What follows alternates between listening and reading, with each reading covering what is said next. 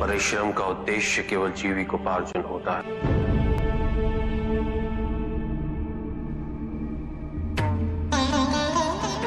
और उसे उसी तक सीमित रहना चाहिए।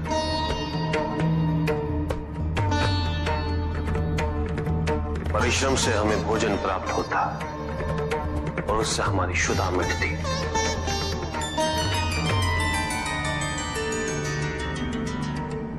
किंतु हमारे जीवन का उद्देश्य केवल अपने पेट की क्षुधा को मिटाना नहीं होता। हमारे जीवन का उद्देश्य है इस जन्म ईश्वर के और समीप आना।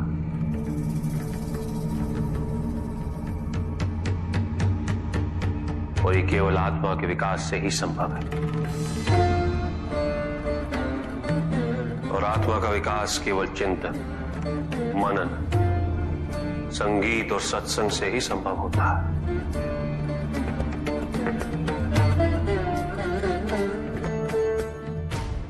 आत्मा का यही विकास मनुष्य को उसकी मनुष्यता से उबार कर ईश्वरत्व की ओर ले जाता है।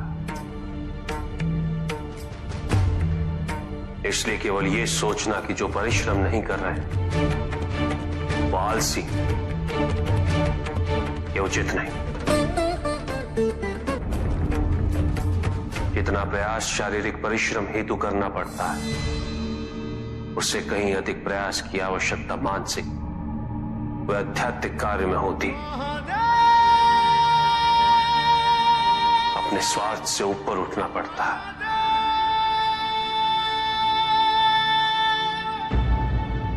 अपने आराध्य में ध्यान केंद्रित करना पड़ता है। समर्पण सरल नहीं है।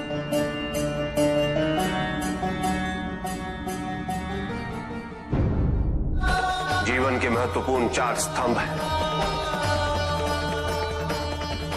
धर्म, अर्थ, काम और मोक्ष।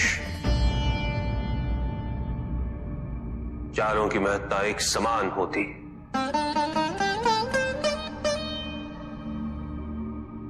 केवल धर्म के लिए शेष तीनों उद्देश्यों से विमुख हो जाना ये उचित नहीं और ये ईश्वर को भी स्वीकार्य नहीं।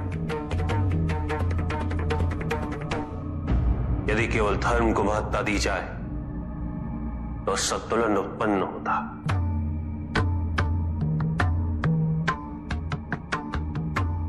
परिणाम स्वरूप जीवन में जब भी इस प्रकार का कोई संकट उत्पन्न होता है तो मनुष्य संपूर्ण रूप से स्वयं को ईश्वर के प्रति आश्रित कर देता है। वो स्वयं कोई प्रयास नहीं करता। वो इस भ्रम में जीने लगता है कि ईश्वर आएंगे और उसकी सहायता करेंगे।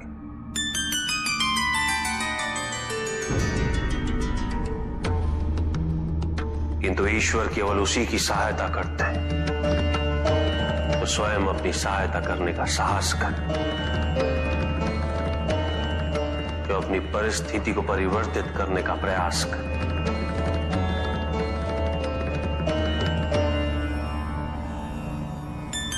अपनी भूल को स्वीकार करने के लिए साहस की आवश्यकता होती है। और यदि अपनी भूल का आभास हो जाए तो क्षमा मात्र एक औपचारिकता है। ये क्षेत्र पार्वती के वरदान से बसा है। इसलिए मैं यहां ज्योतिर्लिंग रूप में वास करूंगा, नागेश्वर बनके।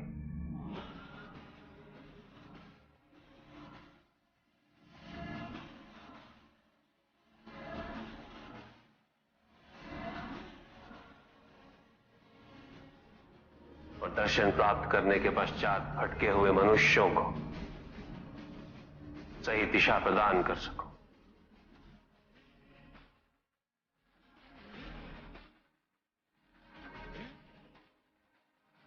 उन्हें उनके कर्तव्य, उनके उत्तरदायित्व की पूर्ति हेतु प्रेरित कर सकूं।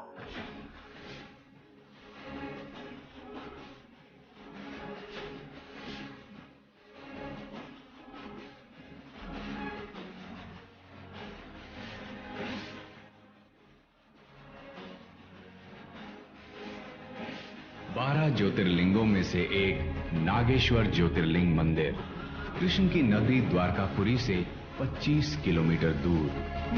यहाँ महादेव को नागेश्वर और माता पार्वती को नागेश्वरी के रूप में पूजा जाता है। माना जाता है कि इस ज्योतिर्लिंग की पूजा व रुद्र अभिषेक स्वयं भगवान श्री कृष्ण किया करते थे।